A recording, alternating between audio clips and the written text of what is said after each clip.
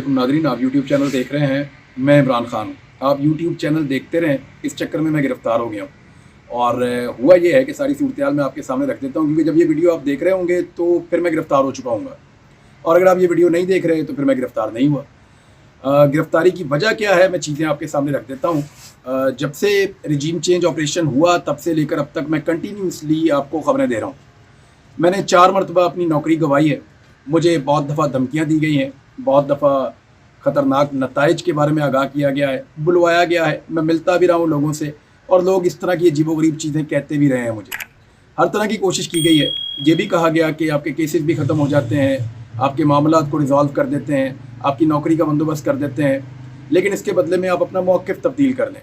लेकिन रजीम change operation के बाद से लेकर अब तक मैंने अपना मौक़िफ़ तब्दील नहीं किया, और अपना मौक़िफ़ ना तब्दील करने की मैंने बार-बार सज़ा काटी है। मेरे घर की दीवार की बैक साइड पे मेरे अम्मी अब्बू के कमरे के पास लाकर बंदा गोलियां मार मार के इन्होंने मारा, ताकि वो चिल्लाता रहे और हमारे घर के अंदर खौफ फैले। कभी ड्रोन भेज देते थे, कभी मेरा घर गिराने के लिए मशीनें भेज देते थे, हमारा सारा कारोबार बंद कर दिया। मेरे भाइयों को हरासा किया, मुझे हरासा किया, मेरी फैमिली को हरासा किया, और फैमिली को नुकसान पहुँचाने की धमकियाँ भी मुझे दी गई। और अभी भी जब इमरान खान साहब को गिरफ़्तार किया गया तो मुझे पाकिस्तान से बाहर जाना था, और मैंने अपने जाने का प्रोग्राम फ़ौरी तौर पे कैंसिल किया था, ये सोच कर के पाकिस्तान में हालात कुछ बेहतर हो जाएंगे तो उसके बाद मैं पाकिस्तान से बाहर जाऊंगा। लेकिन बजाय इसके कि कवरेज करने दी जाती, बजाय इसके कि बात करने दी जाती, पूरे पाकिस्तान में इंटरनेट सर्विसेज बंद कर दी गई हैं। मैं पिछले 2 दिनों से मुख्तलिफ इलाकों में घूमकर अपनी वीडियोज़ रिकॉर्ड कर रहा हूँ। कभी कहीं से रिकॉर्ड करते हैं जाके, कभी कहीं रिकॉर्ड करते हैं जाके, अपलोड कहीं और से करते हैं। तो यहाँ पर इंटरनेट की फैसिलिटीज़ भी मौजूद नहीं है, और दरबदर होकर हम अपना काम कर रहे हैं। दरबदर होने की वजह यह है कि हमारे घरों पे छापे मारे जा रहे हैं। मैं और मेरे साथी इस सिचुएशन को फेस कर रहे हैं लगातार। मेरे घर वालों को हरासा किया गया है, मेरे घर को 2 मरतबा घेरा गया है, और कोशिश की गई कि मुझे अरेस्ट कर लिया जाए। मैं ये चीज़ें इससे पहले वीडियोज़ में आपको इसलिए नहीं बता रहा था कि और बहुत बड़ी खबरें हैं जिनके बारे में मैं बात कर रहा था। तो मेरी इन्फॉर्मेशन के मुताबिक रायबंद से बाकायदा अहकाम जारी किए गए हैं कि हर हाल में मुझे गिरफ़्तार किया जाए। और पाकिस्तान में सोशल मीडिया तो पहले ही बंद है, तो ये आवाज़ें जो रह गई हैं उनको भी बंद कर दिया जाए, और जो बोलने वाले का हक है वो छीन लिया जाए। ये मैं बात करना चाहता हूँ, खबरें देना चाहता हूँ, और फिज़िकली तो मैं चीज़ें नहीं कर रहा, लेकिन मैं अपना एनालिसिस करता हूँ, खबरें देता हूँ, और मेरा एक मौक़िफ़ है रजीम चेंज ऑपरेशन के ख़िलाफ़, मेरा एक मौक़िफ़ है बंद कमरों में होने वाले फ़ैसलों के ख़िलाफ़, मेरा एक मौक़िफ़ है एस्टेब्लिशमेंट की सियासत में मुदाखलत के ख़िलाफ़। तो उसकी सज़ा तो मैं काटता हूँ, और लगातार काट रहा हूँ। पिछले 1 साल से जिस किस्म के हालात का सामना करना पड़ा है, अल्लाह ना करे किसी को ऐसे हालात का सामना करना पड़े। लेकिन एक बात मैं क्लियर कर दूं कि सियासतदानों की, वैसे तो मैंने थोड़े दिन पहले भी ये कहा था, इतनी औकात नहीं होती कि वो इस किस्म की हरकतें करके किसी के लिए ज़मीन तंग कर दें, ना वो ये कर सकते हैं। लेकिन क्योंकि एस्टेब्लिशमेंट के और सियासतदानों के इस वक्त मफादात मिले हुए हैं, तो एक दूसरे का बहुत ख्याल भी रख रहे हैं, एक दूसरे की ख्वाहिशात का एहतराम भी कर रहे हैं, और सियासतदान भी सहूलतकार बने हुए हैं।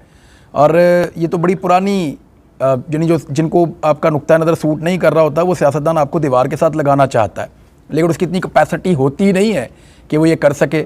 लेकिन जिस तरीके से आजकल एस्टेब्लिशमेंट के और पीडीएम की हुकूमत के ताल्लुकात हैं, तो ये ऐसा करने की कैपेसिटी में आए हुए हैं फ़िलहाल। और मैं अपने मौके पे अभी भी कायम हूँ कि एस्टेब्लिशमेंट अगर बीच में से निकल जाए तो ये लोग कुछ भी नहीं कर सकते। एस्टेब्लिशमेंट अगर न्यूट्रल हो तो ये लोग कुछ नहीं कर सकते। अब ज़रा आ जाए मेरी गिरफ़्तारी की वजह की तरफ। तो मुझे जनाब गिरफ़्तार कर लिया गया है सियालकोट एयरपोर्ट से। मैं ओमान जा रहा था सियालकोट एयरपोर्ट से, और वो मैं इसलिए जा रहा था कि एक तो पाकिस्तान के अंदर वीडियोस अपलोड करना हमारे लिए चैलेंज बन गया है। पुलिस और मुख्तलिफ लोग जो हैं वो हमारे पीछे लगे हुए हैं, और कुछ कानून नाफिज करने वाले ऐसे इदारे हैं जो यूनिफॉर्म में भी नहीं हैं, वो भी हमारा पीछा कर रहे हैं। तो मुख्तलिफ़ किस्म के लोग हर जगह पे हमें ढूंढते फिर रहे हैं। जहाँ जहाँ पे मैं हो सकता हूँ वहाँ पे सूंघा जा रहा है, वहाँ पे चेक किया जा रहा है। और अभी तक तो मैं गिरफ़्तार नहीं हुआ जिस वक्त मैं ये वीडियो रिकॉर्ड कर रहा हूँ, लेकिन जब आप ये वीडियो सुन रहे हैं तो मैं सियालकोट एयरपोर्ट से ओमान जाते हुए गिरफ़्तार हो गया हूँगा। और उसकी वजह यह है कि मैं बात करना चाहता हूँ, बोलना चाहता हूँ। हमने जब मशवरा किया, मैंने अपनी टीम के मेंबर से, बाकी दोस्तों से मशवरा किया, और बहुत सारे लोगों ने मुझे ये मशवरा दिया कि आपको बोलना ज़्यादा ज़रूरी है, फ़िज़िकल अपीयरेंस से ज़्यादा ज़रूरी है कि आप बोलते रहें, आपकी आवाज़ पहुँचती रहे, आपके ज़रिए से ख़बरें मिलती हैं, आपके ज़रिए से इन्फॉर्मेशन मिलती है। लिहाजा इन्फॉर्मेशन के हुसूल के लिए आपका बोलते रहना ज़रूरी है। और अगर पाकिस्तान में इसी तरह इंटरनेट बंद रहता है या गिरफ्तार कर लिया जाता है तो फिर आप बोल नहीं पाएंगे। और इसके बाद प्रोपेगेंडा किया जाएगा कि शायद मैं गिरफ्तारी अवॉइड करने के लिए पाकिस्तान से बाहर जा रहा था।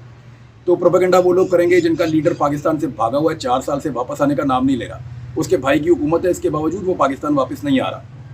और जहाँ तक गिरफ्तारी अवॉइड करने का मामला है, तो पिछली मरतबा जब एयरपोर्ट से मुझे रोका गया तो मैंने खुद पूछा था FIA से कि क्या आप मुझे गिरफ़्तार करेंगे, तो उसके बाद फिर मुझे गिरफ़्तार किया गया था। और मैंने किसी किस्म की मुज़ाहमत नहीं की थी, बल्कि मैं बहुत कोऑपरेट करके उनके साथ चला गया था। ये FIA वाले आपको गवाही देंगे।